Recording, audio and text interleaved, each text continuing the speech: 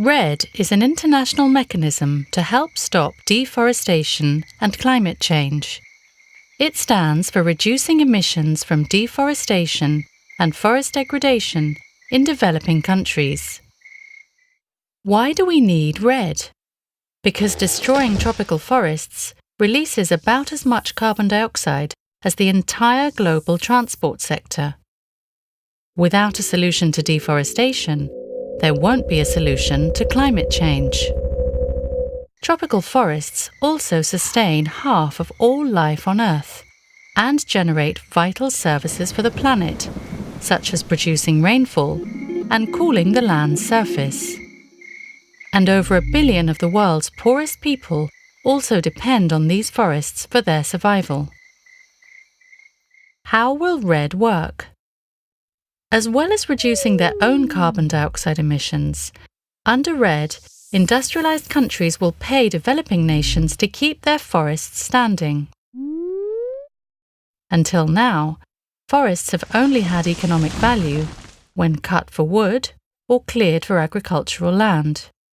An area of tropical forest the size of a football pitch is destroyed every 4 seconds. Increasingly, this is to satisfy global demand for products like timber, beef, soy, and palm oil. So who gets paid under REDD? Countries that reduce emissions from deforestation and degradation, plus countries that continue to conserve large areas of intact forest, countries that plant new trees, and countries that use their forests sustainably. When will REDD begin?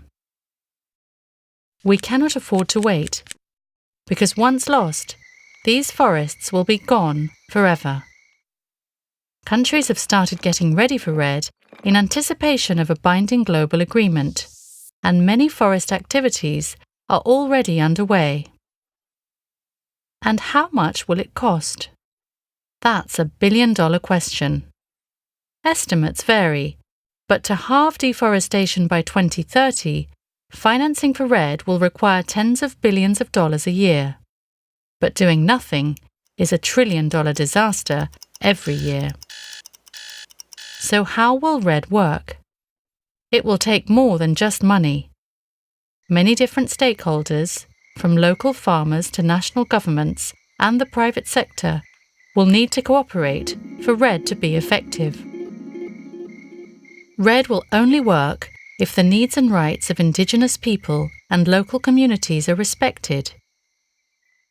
If governance is strengthened to ensure that payments don't end up in the wrong hands, if the commodities driving deforestation are produced sustainably, and if monitoring systems are put in place to make sure emissions reductions are real and permanent. So what next? Business as usual is not an option. Forest destruction is accelerating climate change and damaging the Earth's natural capital and life support system. REDD may be the last, best chance to save tropical forests. But to get REDD right, we need to get ready for REDD now.